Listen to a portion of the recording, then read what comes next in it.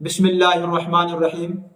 سامعین گرامی، آپ نے دیکھا ہوگا بہت سے ساتھی ایک دوسرے سے یہ کہتے ہوئے نظر آتے ہیں کہ یار آج کل میں بڑا پریشان ہوں، آج کل میں ایک پریشانی میں مبتلا ہوں، اور لوگوں سے اپنی پریشانی وہ شیئر کر رہا ہے، لیکن جس کی طرف سے پریشانی آئی ہے، جہاں اس کا حل ہے، اسے ایک مرتبہ بھی نہیں کہا۔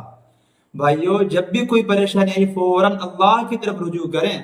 ہمارے استاد فرمایا کرتے تھے، بیٹا پریشان وہ ہو جس کا اللہ نہ ہو، جس کا اللہ وہ کیسے پریشان ہو۔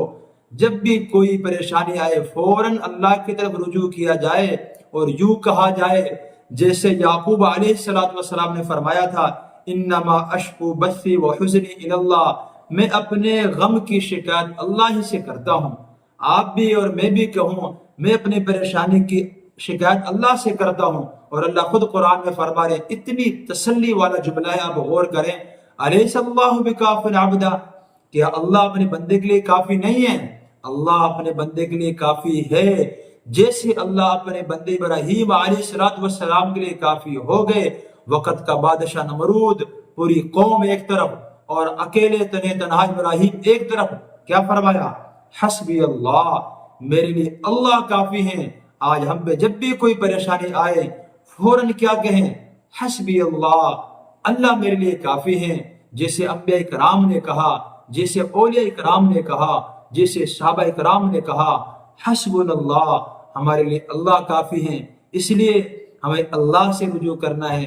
قرآن میں ایوب علیہ السلام کے بارے میں ایک دو اور پیغمبر ہیں جن کے بارے میں یہ کہا، انہو اواب، کہ وہ ایوب بہت زیادہ ہماری طرف رجوع کرنے والے تھے۔ اواب کا مطلب ہے بار بار اللہ کی طرف رجوع کرنا۔